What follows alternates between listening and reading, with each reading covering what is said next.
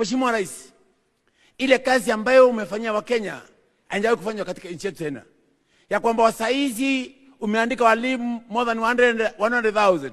Wasaizi kuna market ambayo ziko na ngorofa kama hapo, nasikia kuna market ya 1.7 billion, ya kwamba hii ni kitu hata haijulikani. Mheshimiwa Rais, wasaizi hospitali umejenga, wasaizi kona zote mabarabara zimejengwa, eti ya kwamba William Ruto afanye kitu. Kwani mnataka William Ruto atoe nguo atembea kwa naked ndio mjua kwamba anafanya kazi?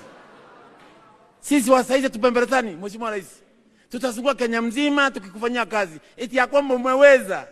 Saizi mheshimiwa amesimama hapa sema kwamba anataka barabara, anataka hospitali, anataka hii na hii. Hiyo vitu zote zinataka inaletwa hapa, ama hiyo vitu zote anaomba inatoka kwa one term ani kwa two term? Ndipo siku tuko hapa na hatuna haibu tukisema two term, kwa sababu ya kazi ile inafanyika katika nchi yetu ya Kenya.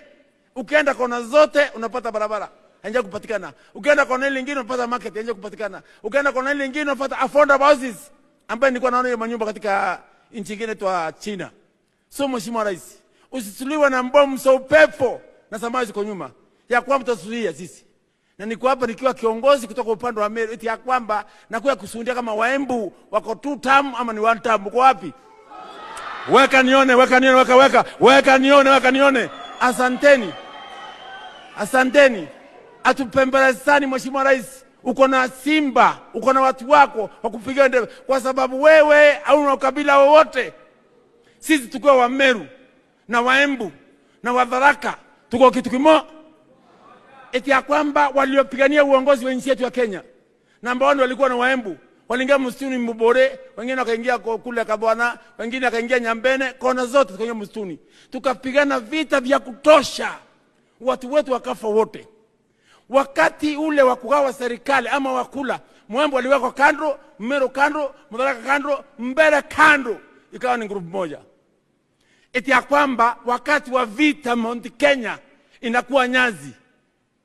Mkikuwa kuwa kule Nyeri anamwona Mwembu hapa, anamwona Meru na Mudharaka, anamwambia andoitwa Meru, andoitwa Embu, andoitwa Mudharaka, ukai mtoto hivi ya koro haro. Tunaingia kwa vita, kwa funjo tunapigana.